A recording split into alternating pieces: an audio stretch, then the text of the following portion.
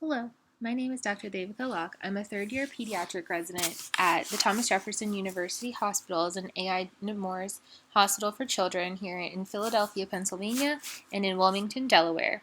And today I'll be giving a presentation of the basics of childhood development. The objectives of this presentation will be to recognize the basic stages of childhood development. We will review important milestones at each stage, as well as reviewing some key psychological points at each age group. Additionally, we'll be talking briefly about learning disorders, including autism and ADHD.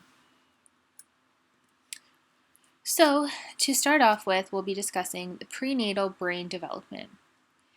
So brain development, really begins after conception and in the womb. And this prenatal brain development, as we understand it more and more, actually contributes so much to the potential of the child and the possibility of future learning disabilities. So brain development actually starts around 42 days after conception and is complete around the middle of pregnancy.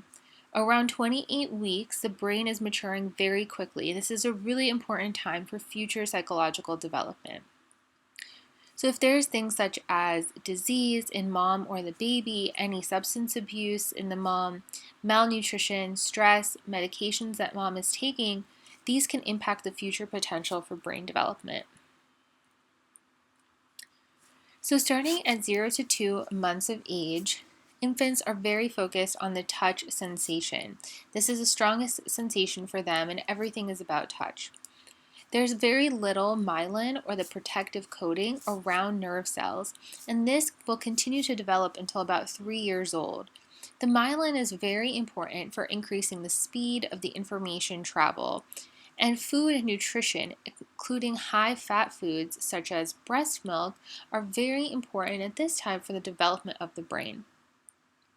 Crying here is a very important behavior. It's a natural instinct and is really the only means of this small infant to get any attention. And eyes can only see about 20 to 40 centimeters in front of the face. Color is very limited in terms of their understanding, as the parts of the eye that interpret color are still developing. But contrast is very important. And so here on the side, I've put in some pictures of these high contrast photos, and these are very stimulating to children. This is the easiest thing for them to see and really helps their brain develop into understanding of shapes and patterns. For a 2-month-old infant, we'll go through some of the following social developmental milestones. How I've laid out the next few slides is into 4 boxes. There's social, language, cognitive, and movement. And for each age, we'll discuss what some of the key developmental milestones at each of those ages would be. And then we'll discuss at each of those ages what are some red flags or things that should alert people to say that something is not right about the way that this child's brain is developing and more intervention is required. These milestones are important to me as a pediatrician because at every single health visit, I'm always checking the milestones of these young infants to look for any of these red flags and see if they need any other intervention. So to start off with, a 2-month-old infant will go through the social aspect. So around 2 months old is the first time that a child will have a social smile, meaning that if you smile at the baby will smile back at you. 2 months is also the first time that babies can self-soothe. So up until this point, cuddling the baby, holding the baby is not going to spoil them because they actually don't have the neurologic maturity to calm themselves down before the age of 2 months. And so anything before that is just stress to the child. They'll start looking at the parent and actually paying attention to the face. In terms of language development, very little concern here. They're cooing, and if there's a loud sound, then they'll perhaps turn their head to look towards that sound. Cognitively, again, they'll start paying attention to the face. They can follow objects, but usually only in 2 dimensions, and that's across the face, not up and down. And they get bored now. They want to do new activities. They want to do new things. In terms of movement or muscular development, when they're laid on their stomach, they should be able to hold their head up and gain sub-head control. Some red flags at this age group would be not responding to any sounds. This could mean that something is wrong with the infant's hearing. Not watching objects. This could mean that something is wrong with the child's vision. Not smiling could mean that maybe there's a red flag for communication problems. And no head control means maybe there's something wrong with the way that this child's muscular development is happening at this time. Next, we'll move on to a 4-month-old infant, and you'll see the rapid progression of development in this first few years of life is really incredible. So for a 4-month-old infant, now we're smiling spontaneously. We don't need someone to smile at us. We can do it on our own when we're happy. We like to play with others, and we're often starting to copy expression and movements.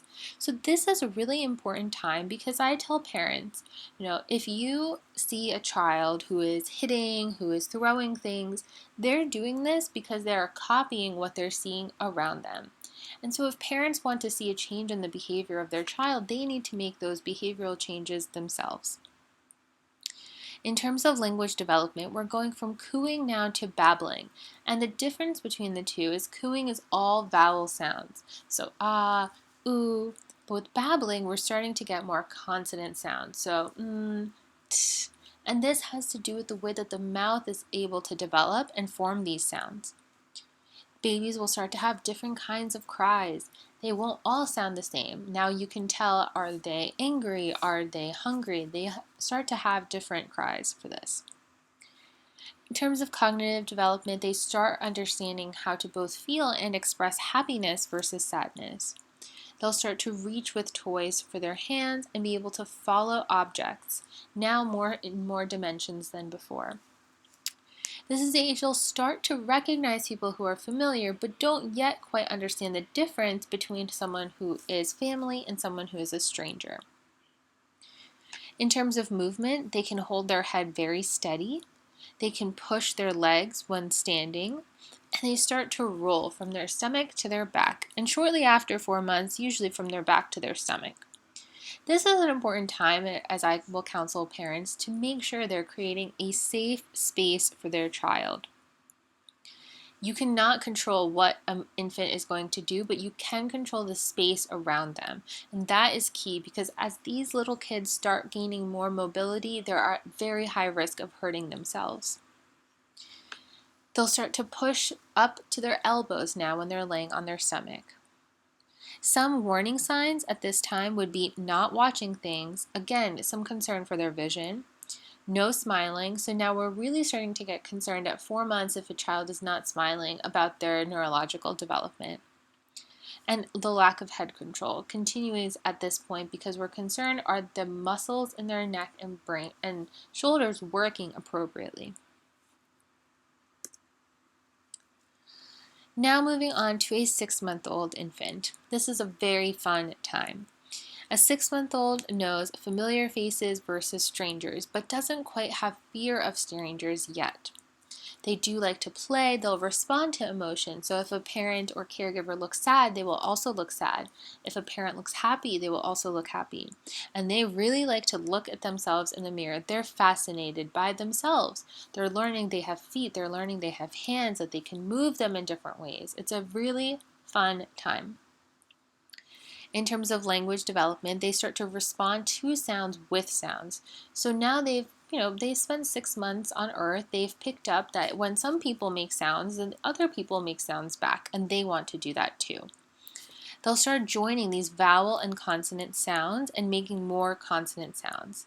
And they might even respond to their name or turn their head when their name is called. Cognitively, they'll start to look at objects nearby and can pass an object from one hand to another. Again, this coordination between their hands. In terms of movement, 6 months old should be able to roll in both directions as well as sit without support, or sometimes with the support of their hands. They often will have good leg strength and start to bounce when they're standing and can rock back and forth and maybe start to crawl backwards. So most children will actually crawl backwards before they can crawl forwards. Some red flags is not trying to reach for objects, not making vowel sounds, still at 6 months not rolling in either direction, not laughing, or having just very poor muscle tone. For a 9-month-old, this is the time where they develop stranger danger. So they start to understand that a person is their parent and a person is someone they don't know, and they start to get scared of this person. This is often a really sad time for me as a pediatrician who gets to follow these babies from when they're a few weeks old to once they get to 9 months, they know that you're not their parent and they start to get scared of you and cry.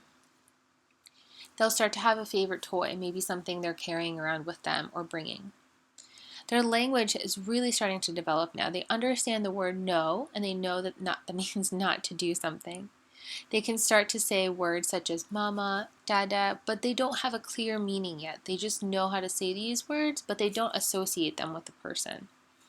They can start to copy sounds. They'll start to point to things with one finger. This is called declarative pointing, and is actually very important to understand and to follow childhood development. Cognitively, they'll start to understand something called object permanence, which opens up a whole new world of games.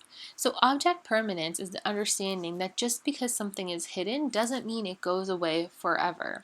And this is why you can play games like peekaboo, because now the child knows that even though you're hiding behind your hands, you're not gone forever.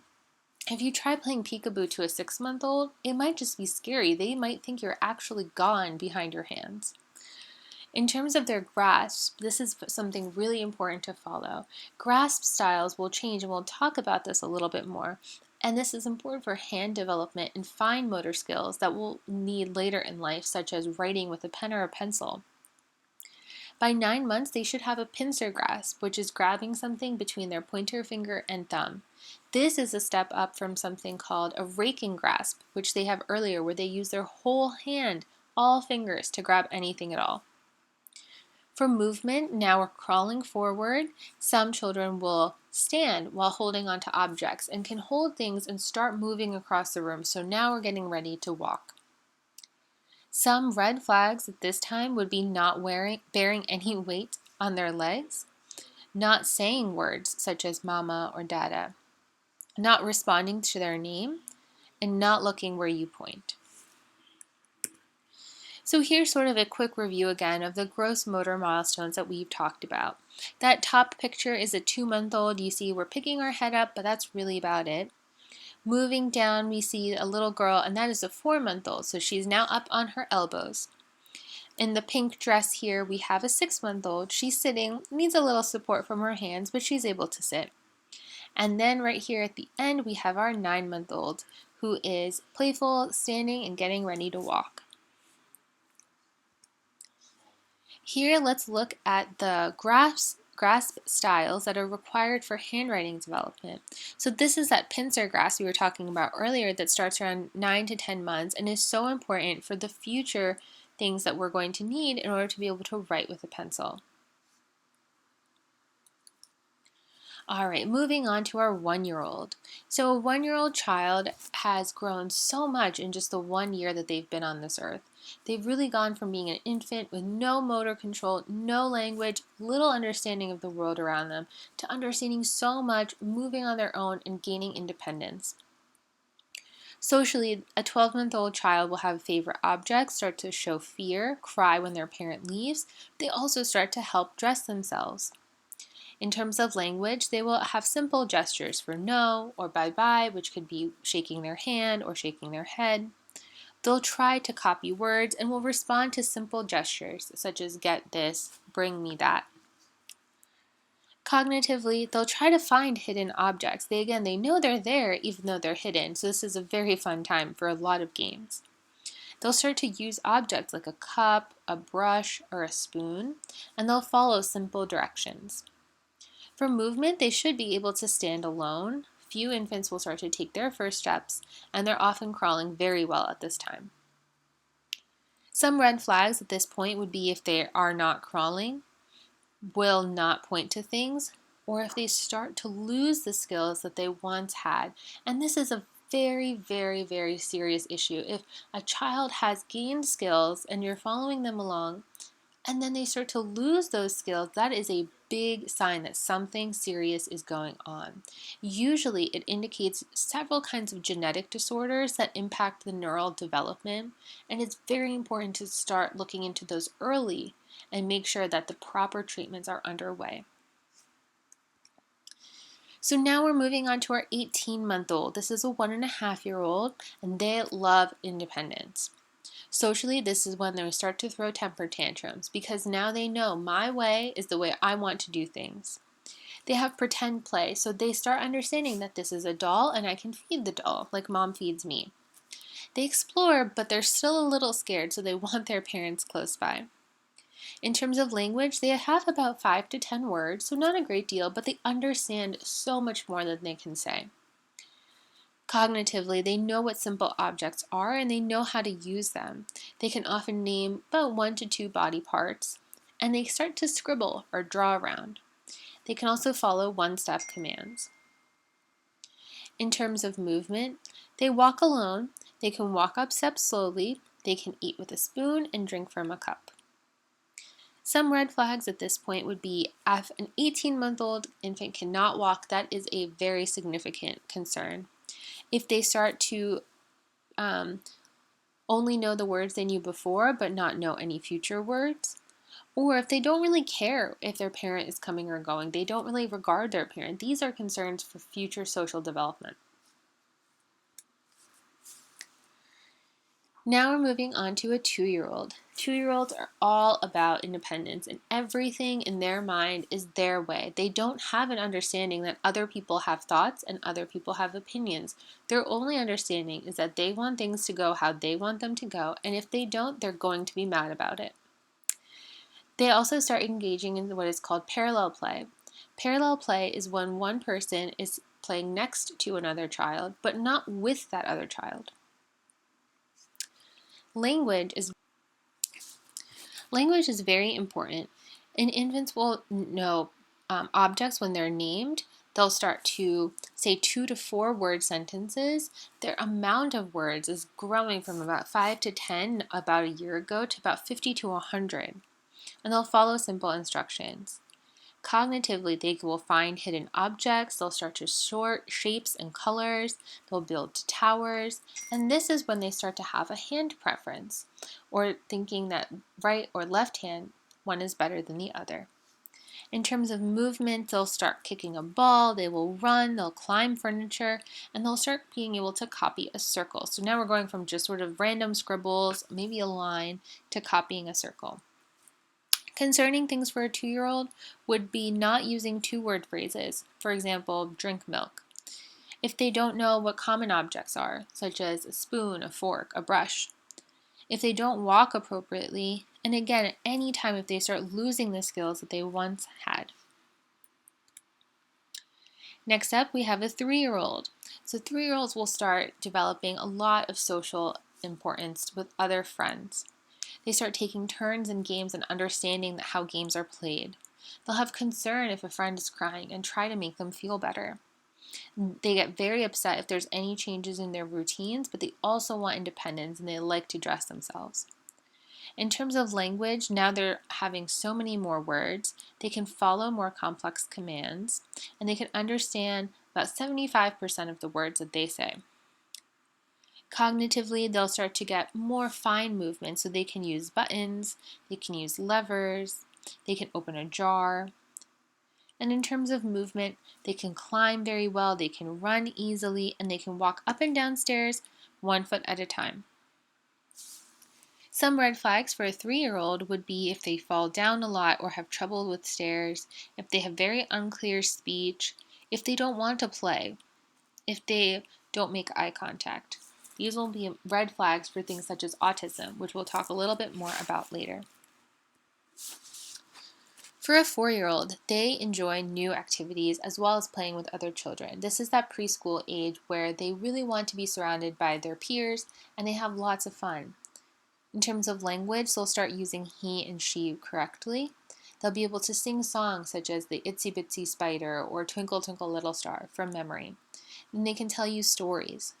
Cognitively, they'll start to understand colors and numbers and the idea of time. They'll start to use things such as a scissor. and play games.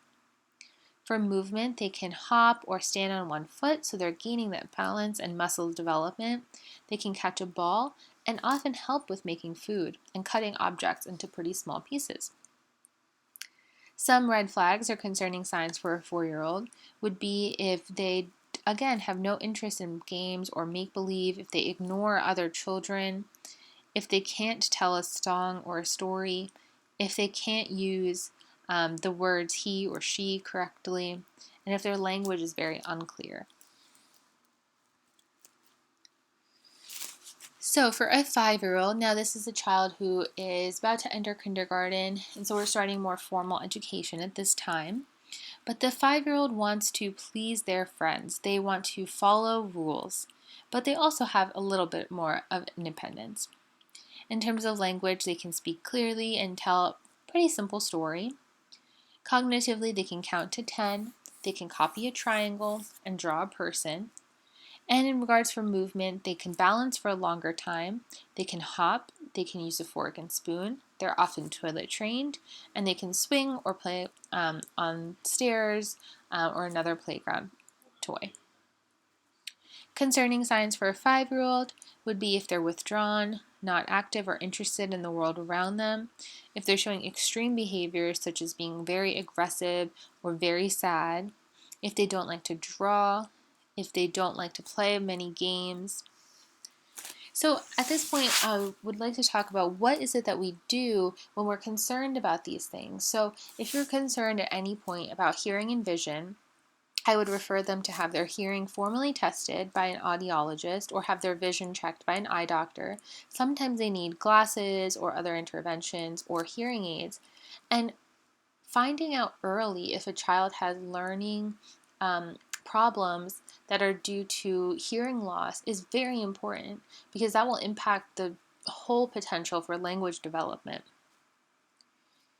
If you are concerned that a child has autism, we'll talk about this a little bit more, but you can refer to a developmental doctor or people who specialize particularly in the diagnosis of autism and management. These children often need extra services at school, and it's important to get that diagnosis early. And so any of these red flags as they come up along the way, it's very important to refer them for immediate intervention. So let's go over some key points for language. So a 1-year-old will have about 1 to 3 words and say mama or dada specifically towards one person. A 2-year-old, 2-word sentences, 50% of their speech you're able to understand. A 3-year-old, 75% of their speech you're able to understand. So I like to think about this as 3/4, 2/4, so on. A 4-year-old, complex speech 100% should be understandable, and a 5-year-old is now telling you complex stories. Here we'll go to pre-writing shapes. So if you think about writing, it's actually a lot more complex than we think it is. Even to write the letter A, you have to understand how to draw things that connect but do not intersect, and that is the importance of understanding how to draw a triangle. So at 2 years old, you can understand what a line is and not just a squiggle. At 3-year-olds, you can copy a circle. About 4 years old, you can understand intersecting lines as well as draw a square that has corners that do not intersect. About 4 years old, getting to 5, you can start drawing an X. And about 5 years old, you can draw a triangle. Again, very important for just understanding the skills to create words and write letters. So now we're going to talk a bit about learning disabilities. So learning disabilities are very common and impact about 5% of school-aged children. They're often really hard to pick up and very easily missed, and a lot of children will go through a few years of school and not fully meet their potential, often be told that they're just bad at math or they're just bad at reading, but there may be something else that's going on under the surface.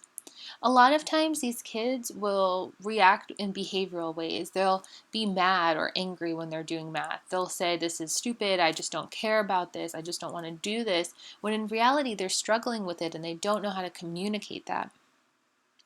Generally, these kids have average intelligence and do well in other specialties and subjects, except for the ones that give them specific trouble. And most common problems are with math or reading. Interestingly, around third or fourth grade, when math becomes more complex and starts to include word problems, reading disabilities can also lead to poor grades in math. So the few most common types of learning disabilities are listed here below. So dyscalculia is a problem with math. Dysgraphia is a disability in handwriting. Dyslexia is a problem of language processing. And then there's also oral or written language disorder, which looks specifically at speech or writing. And we'll talk more about a few of these in the following slides. So dyscalculia is an impaired math calculation. They have difficulty with number representation and processing, especially mental math, and a lot of problem with counting. They also struggle to understand the magnitude of things, so understanding that 10 is 10 times more than 1. And they have impairment in quantitative reasoning. So here's just a graphic to show what things look like to a child who has dyscalculia. We may say all these things that seem so simple and linear and organized to us, but their brain is not capable of organizing that information and processing it in the same way. Secondly, we'll talk about dyslexia. So this is a difficulty reading due to problems with speech identification and word decoding. So it's not so much as seeing the letters as much as understanding their relationship to each other and decoding those words into what they represent. These kids will often have normal vision and intelligence, but early signs of dyslexia could be talking late, problems forming words, or difficulty remembering names or rhymes. Again, because it's not reading the word itself, it's understanding the letters in relationship to each other. School age, these kids will often be reading below their expected level. They'll have problem with remembering sequences and spelling difficulties. Teenagers will read slowly. They'll often mispronounce words. They might have difficulty understanding jokes or common expressions, difficulty summarizing a story, and difficulty with math problems. So both for dyscalculia and dyslexia, as well as other types of learning disorders, individualized support and smaller class sizes is very, very important. Next, let's talk a little bit about autism. Autism is a developmental disability. It causes delays in social, communication, and behavioral areas. This diagnosis occurs on a spectrum. Some children function very well and can learn to cope with their disability, but others really, really are impaired and require a lot of assistance and additional support services.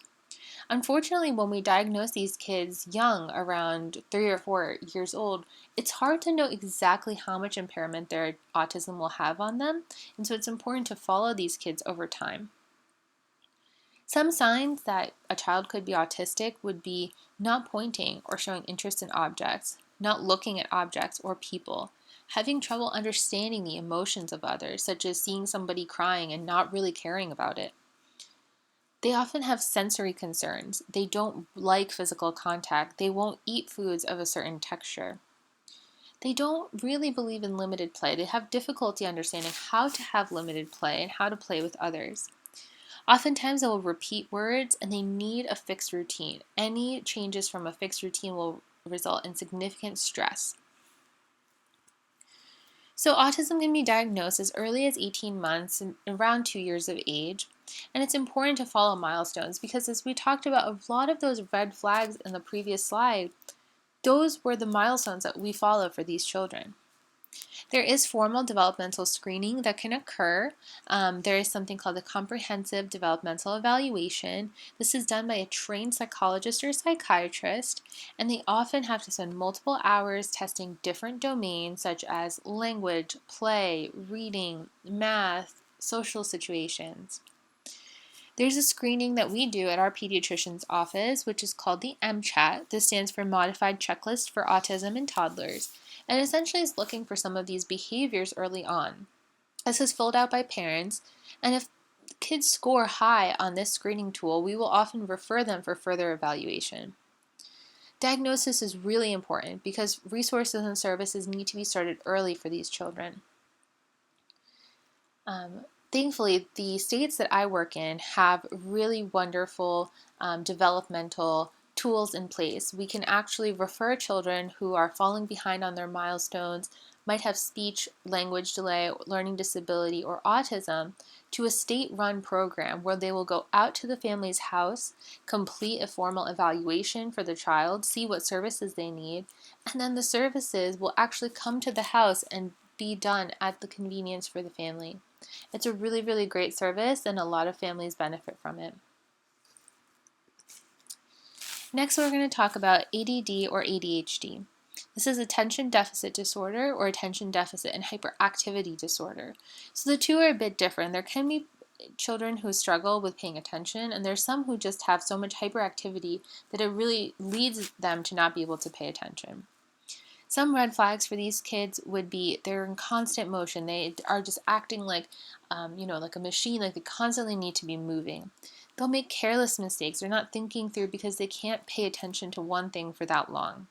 They often lose things. They often don't really listen. They're distracted by other things.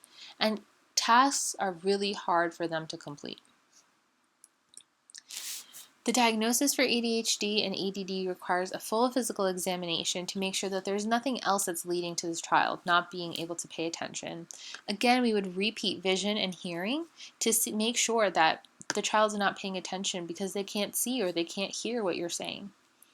There's also this new technology that is really not used much by us at this time, but hopefully will be soon. This is a system that specifically measures types of brain waves, and there's ratios that are known to occur specifically in children with ADD and ADHD. You also need to rule out things like stressors, anxiety, and depression, which can kind of mimic symptoms of ADD and ADHD. There's various treatments that we can do for these children. Medications would be one of them. There's stimulant types, which are most common. And this is often confusing to people. Like, why would you give a child who's very hyperactive a stimulant medication? But actually, that's been shown to work the best. You can also do behavioral services, smaller group sizes, more individualized attention, giving them additional time in school to complete tasks, tests, or quizzes, and additionally trying to limit distraction as best as possible. All right, well, thank you very much for the opportunity to present this information. I hope that this was useful and helpful for you. It was a pleasure to put this information together. I think it's very important to spread awareness of the importance of childhood development, because majority of the time this screening will happen at people's homes and people need to be aware of what they should be looking out for. On the next slide here, I have a few sources that I use that I think were particularly helpful. I will send this presentation to your instructors as well as my contact information. Please feel free to reach out to me for any questions, concerns. I would love to answer your questions more, and I apologize that this couldn't be done in person, but please feel free to reach out. Thank you guys again so much for your time, and have a wonderful day. I hope this was helpful to you all.